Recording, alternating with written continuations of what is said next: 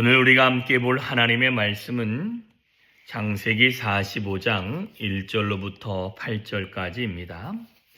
창세기 45장 1절로부터 8절까지 있는 말씀을 같이 읽습니다. 시작.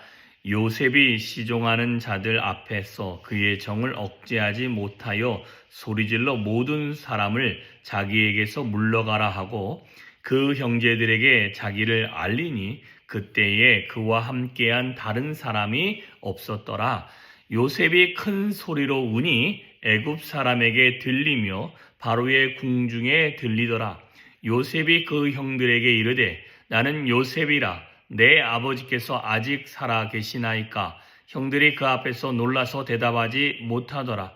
요셉이 형들에게 이르되 내게로 가까이 오소서. 그들이 가까이 가니 이르되 나는 당신들의 아우 요셉이니 당신들이 애굽의 판자라.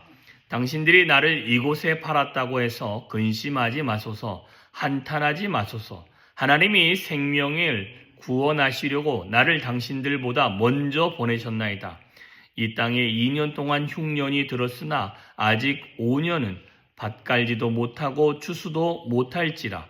하나님이 큰 구원으로 당신들의 생명을 보존하고 당신들의 후손을 세상에 두시려고 나를 당신들보다 먼저 보내셨나이다. 그런즉 나를 이리로 보낸 이는 당신들이 아니요 하나님이시라. 하나님이 나를 바로에게 아버지로 삼으시고 그 온 집의 주로 삼으시며 애굽 온 땅의 통치자로 삼으셨나이다.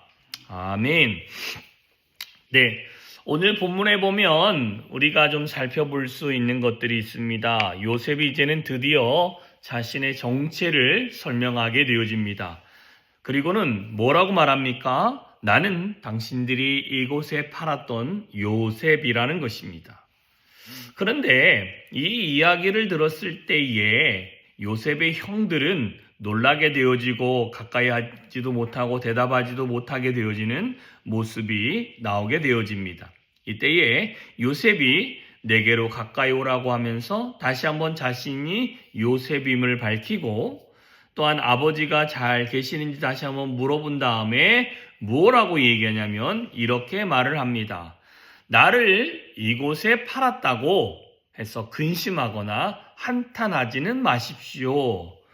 하나님이 생명을 구원하시려고 나를 당신들보다 먼저 보내셨나이다 라고 이야기합니다. 이곳에 지금 흉년이 2년 지났습니다. 풍년 7년과 그 다음에 흉년 2년, 약 9년의 시간이 지난 거죠. 요셉의 나이가 39살쯤 되었다는 것입니다. 자, 그래서 아직도 남은 기간이 5년이 더 남았습니다. 밭도 못 갈 것이고 밭가라도 어떤 곡물도 거둘 수 없다는 것을 이야기합니다. 그래서 이야기하는 것이 하나님이 큰 구원으로 당신들의 생명을 보존하고 당신들의 후손들도 이 세상에 두시려고 하나님이 나를 당신들이 보낸 게 아니라 하나님이 먼저 보내셨다라고 이야기를 하게 되어집니다. 자, 이 모든 것에서 우리는 살펴볼 수 있는 것이 뭐냐면 요셉의 입에서 나오는 하나님의 계획과 하나님을 신뢰하는 말이 나왔다라는 것입니다. 그는 꿈을 꾸는 사람이었지 하나님의 계획과 하나님의 뜻과 하나님의 크신 일들을 기억하는 사람이었을까? 우리는 솔직히 본문 앞에서 이 45장 이전에서는 살펴볼 수 없었습니다. 그죠?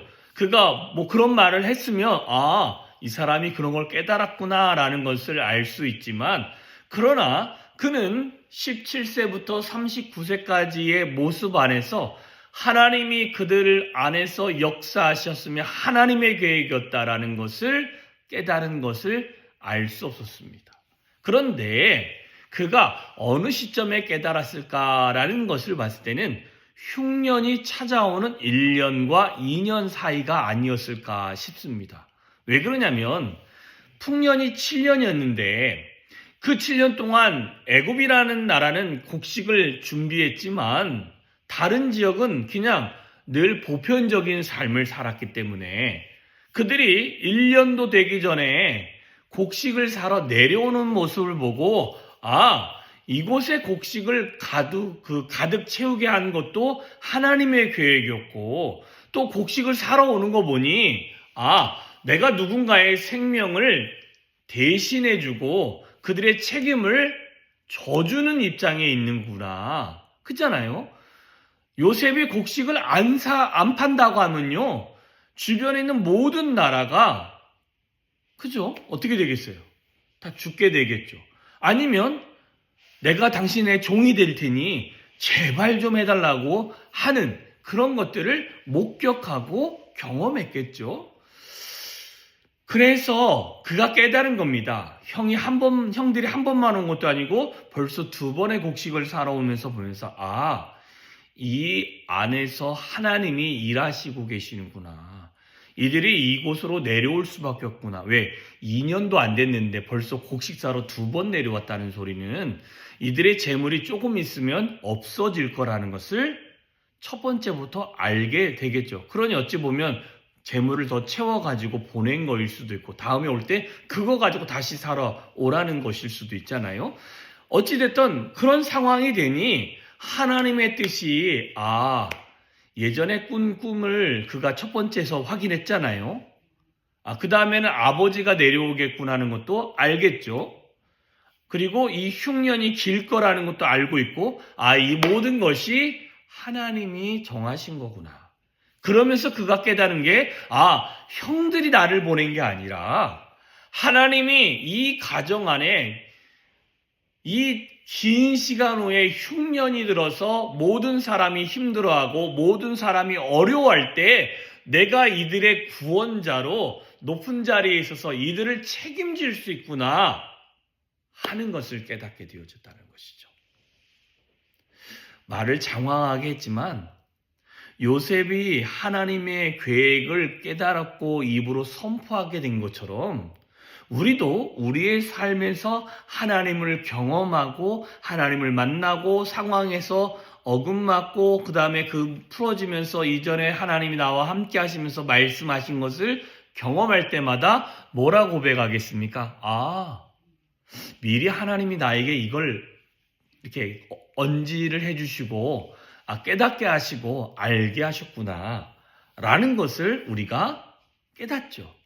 그러면 그때마다 조금씩 뭐가 성장하냐면 내 안에 있는 믿음의 그릇이 조금씩 커지고 믿음도 커지게 되어지는 것입니다.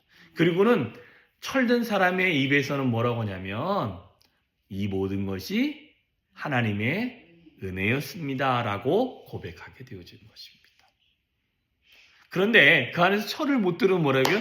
네, 너 그럴 줄 알았어. 이렇게 이야기를 하게 되어지는 것입니다. 자, 요셉의 입에서 하나님의 계획을 깨달았다라는 것은 우리의 삶에서도 우리의 삶의 모든 경험과 우리의 모든 삶에 지나온 일들과 하나님이 나의 삶에 인도하셨던 모든 방법을 통해서 하나님은 내 삶 안에서 이런 일들로 이끄시는구나 라는 것을 깨닫게 되어질 때 나를 자랑하기보다 나의 의를 드러나기보다 우리 입에서 이 모든 것은 당신들이 하신 일이 아닙니다. 이 모든 것은 우리가 한 것처럼 보이죠? 아니요. 그 모든 일에는 하나님이 계획하셨고 하나님이 일하셨고 하나님이 역사하셨습니다. 라는 고백을 해야 될 줄 믿습니다. 그러니 우리의 삶은 늘 소중한 것입니다. 왜 소중합니까? 뭐 하나님의 편에서 봤을 때 우리가 되어지는 고난이든 어려움이든 아니면 내게 일하는 순간이 다가왔을 때 그 일에서 경험한 것이든 아니면 교회 안에서 사람들과 안에 부딪히는 모든 상황 안에서 나는 왜 이만큼밖에 안 될까가 아니라 그 안에 숨겨있는 하나님의 기적과 같은 일, 하나님의 계획을 우리가 발견해 가면 그 안에서 우리는 하나님을 뭐라고 고백하시겠습니까? 예, 하나님은 살아계시고, 예, 하나님은 역사하시고, 예, 하나님은 내 삶에서 하나님의 계획을 이루시는 하나님이십니다. 라고 고백하게 되어질 줄 믿습니다. 오늘 우리는 그 하나님의 그 존귀한 일을 이루시는 그 하나님의 뜻과 하나님의 계획을 저와 여러분의 삶에서도 경험하게 되어져야 될 줄 믿습니다. 이 경험은 하나님과 친밀한 교제 가운데서 깨달아지게 되어질 것입니다. 그렇다고 어거지로 내 삶에 고난을 만들고 하라는 소리는 아닙니다. 그죠? 그러면서 요셉은 또 한 가지도 기억했겠죠. 요셉이 태어날 때쯤 해서 요셉이 저기 가나안 땅에 들어왔을 때에 그의 할아버지 이삭은 살아 있었죠. 그죠? 이삭은 살아 있었습니다. 이삭이 그런 얘기를 해줬겠죠. 야, 니네 징조 할아버지가 이런 얘기를 했었어. 니네들이 이방인의 계급으로 살 수도 있다라는 말을 요셉이 들었을지는 모르겠지만 어찌됐든 그들은 과거에 자기의 조상들이 했던 말들을 늘 이야기하는 것들을 하는 사람들이니 그 이야기를 들었다면 요셉은 이 객살이가 이거로부터 시작되는 건가? 그게 하나님이 말씀하신 거에 이루어짐인가? 여러 가지로 생각도 해보았겠죠. 여러 가지가 작동돼서 그는 하나님 안에서 이 모든 것이 하나님의 계획이다 라고 고백할 수 있게 되어졌다는 것입니다. 우리는 말씀을 읽으면서 이 모든 내 삶에 이루어지는 모든 일을 보면서 하나님의 일이시구나. 하나님이 계획하시는 일이구나. 하나님이 내 인생을 붙잡고 계시고 하나님이 내 인생을 인도하시고 하나님이 내 인생의 길과 빛이 되어주시고 그 다음에 내 발의 등이 되어주시고 그 꿀송이보다 더 단 하나님의 말씀을 읽으면서 하나님을 경험하게 되어지는 은혜가 있어야 될 줄 믿습니다. 오늘도 그 하나님의 계획 아래서 순종하며 하나님을 찬양하며 하나님을 경배하는 저와 여러분이 되어주시기를 주님의 이름으로 축원합니다.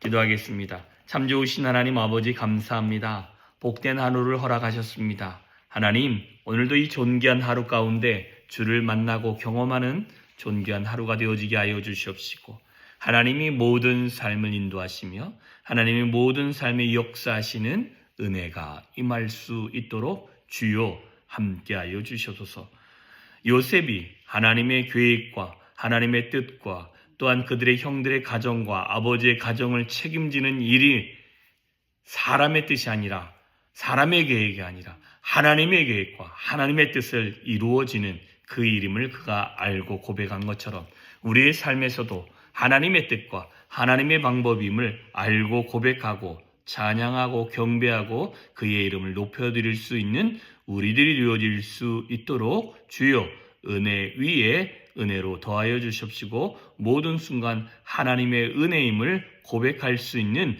우리들이 되어질 수 있도록 아버지 하나님이여 함께하여 주시옵소서.